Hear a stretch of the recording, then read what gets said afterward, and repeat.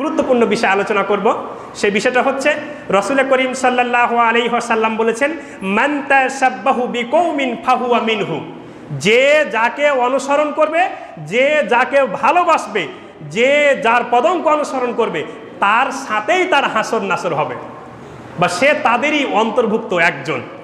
আমরা দেখলাম গত 2 দিন আগে যে ইউনাইটেড স্টেটস অফ আমেরিকার প্রেসিডেন্ট নির্বাচিত হলেন ডোনাল্ড ট্রাম্প। তো ডোনাল্ড ট্রাম্পের নির্বাচিত হওয়ার খবরে অনেক মুসলিম ভাইরা উল্লাসে ফেটে পড়ছেন, এই ডোনাল্ড ট্রাম্প নির্বাচিত হয়েছে।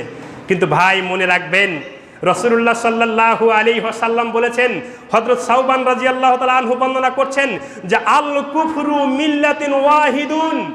ইহুদি খ্রিস্টান এই বাতিল শক্তিরা, ইহুদি খ্রিস্টান বৌদ্ধ নাসারা কনফুসীয় তাওবাদ সিন্টাবাদ রোমান ক্যাথলিক মজুসিরা, এদের মধ্যে অনেকের মধ্যে অনেক মতানৈক্য, কিন্তু যখনই মুসলিম প্রসঙ্গ আসবে তখনই তারা মুহাম্মদ সাল্লাল্লাহু আলাইহি ওয়াসাল্লাম বলছেন যে আল কুফরু মিল্লাতুন ওয়াহিদুন, সব বাতিল শক্তি এক অক্ষ শক্তিতে রূপান্তরিত হয়ে যাবে। সুবহানাল্লাহ বলেন। তখন হযরত সাওবান রাদিয়াল্লাহু তাআলা আনহু বলছেন, হে আল্লাহর নবী, সেই সময়ে মুসলমানদের কি অবস্থা হবে? তখন মুহাম্মদ সাল্লাল্লাহু আলাইহি ওয়াসাল্লাম বলছেন, ওই বাতিল শক্তি মুসলমানদের উপরে ঝাঁপিয়ে পড়বে যেইভাবে একটা ক্ষুধার্ত বাঘ ছাগলের উপরে ঝাঁপিয়ে পড়ে। তখন সাওবান রাদিয়াল্লাহু তাআলা আনহু বর্ণনা করছেন, হে আল্লাহর নবী, তখন কি মুসলমানদের সংখ্যা খুব কম হবে?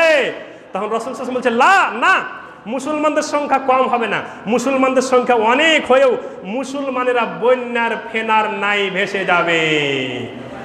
আজকে দেখেন, মুসলিম কান্ট্রি হচ্ছে 57টা, অথচ মুসলমানদের আদি ভূমি, পবিত্র ভূমি ফিলিস্তিন, জেরুজালেম। আজকে ইউনাইটেড নেশনে ইন্টারপ্রেটারের মাধ্যমে জাতিসংঘের 22টি ভাষায় বিশ্ব নেতাদের বক্তব্য অনুবাদ হয়, কিন্তু যা এই ফিলিস্তিনির অধিকার বঞ্চিত মুসলমানদেরকে এই অসভ্য ইয়াহুদিবাদী সাম্রাজ্যবাদী এই আমেরিকার মদতপুষ্ট ইয়াহুদি জাতি ইসরায়েল মুসলমানদেরকে নির্বিচারে পাখির মতো গুলি করে হত্যা করছে, আর যুক্তরাষ্ট্রের মতো আমেরিকার মতো বড় বড় বিশ্ব নেতারা নীরব দর্শকের ভূমিকা পালন করছে। সেই দৃশ্য কি আপনারা ভুলে গিয়েছেন? না।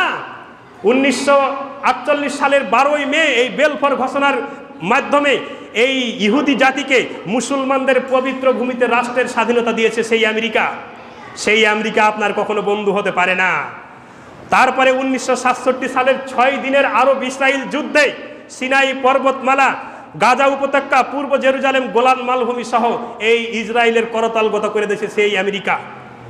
ফাতা কর্তৃক নিরাপত্তা পরিষদের 242 নম্বর ওই প্রস্তাবনায় এই ইসরায়েলকে ফাতা কর্তৃক স্বীকৃতি প্রদান করেছে এই আমেরিকা কখনো মুসলমানদের বন্ধু হতে পারে না।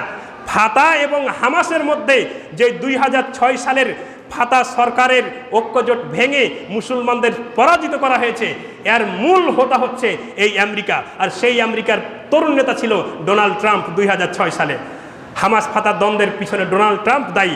তারপরে 2007 সালে ইসমাইল হানিয়া এবং মাহমুদ আব্বাসের যে ঐক্যবদ্ধ সরকার গঠিত হয়েছিল, সেই সরকারের ফাটল ধরিয়েছিল এই ডোনাল্ড ট্রাম্প।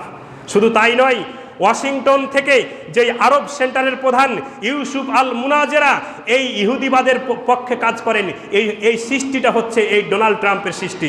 শুধু তাই নয়, 1993 সালের যে অসলো চুক্তি হয়েছিল, যেখানে ইয়াসির আরাফাত, আইজাক রবিন এবং বিল ক্লিন্টন সহ যারা এই চুক্তি করেছিলেন, সেই চুক্তিতে গুড়ে বালি ঢেলেছেন এই ডোনাল্ড ট্রাম্প। আপনাদের ইতিহাস জানা নেই।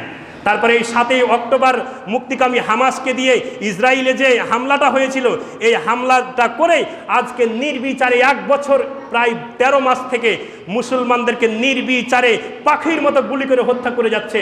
অথচ বিশ্ব নেতারা, ডোনাল্ড ট্রাম্পের মতো এই সকল নেতারা নীরব দর্শকের ভূমিকা পালন করে, আর তাদের বিজয়ে একজন মুসলিম কখনো খুশি হতে পারে না। 1400 বছর আগে রাসূলুল্লাহ সাল্লাল্লাহু আলাইহি ওয়াসাল্লাম যেটা বলেছেন যে আল কুফরু মিল্লাতুন ওয়াহিদুন, সকল পৃথিবীর বাতিল শক্তি মুসলিম প্রসঙ্গে এক হয়ে যাবে, মুসলমানদের উপরে ঝাঁপিয়ে পড়বে। তাই হয়েছে।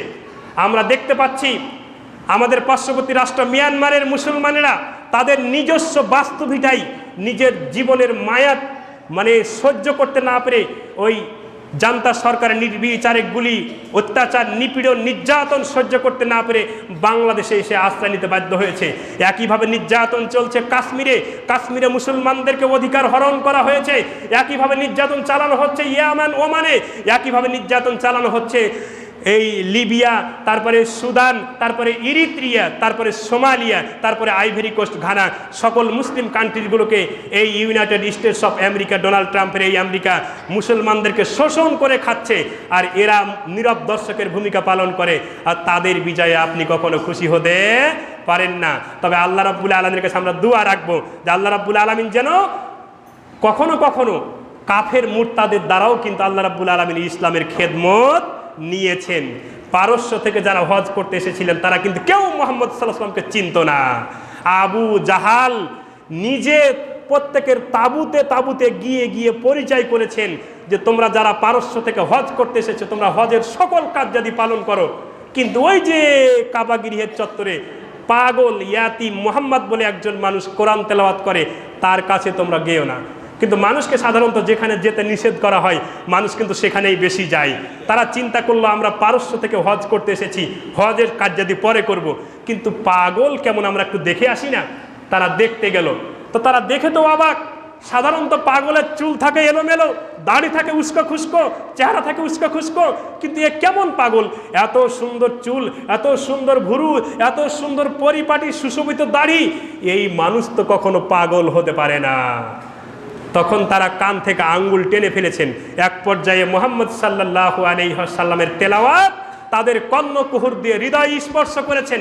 এই পারস্যের এই মানুষগুলো মুহাম্মদ সাল্লাল্লাহু আলাইহি ওয়াসাল্লামকে চিনত না। তারা তাদের তাঁবুতে গিয়ে গিয়ে আবু জাহেল পরিচয় করে দিয়েছেন। এই লোকগুলো সবাই ইসলাম গ্রহণ করে মুসলিম হয়ে গেছে।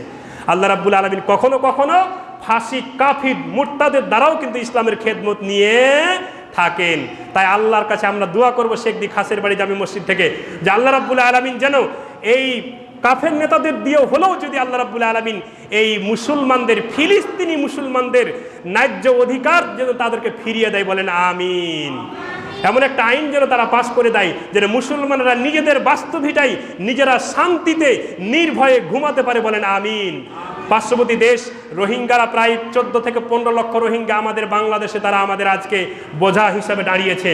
আল্লাহ রাব্বুল আলামিন এমন একটা যেন চুক্তির মাধ্যমে তারা যেন নিজের বাস্তবিকতায় ফিরে যেতে পারে, বলেন আমিন।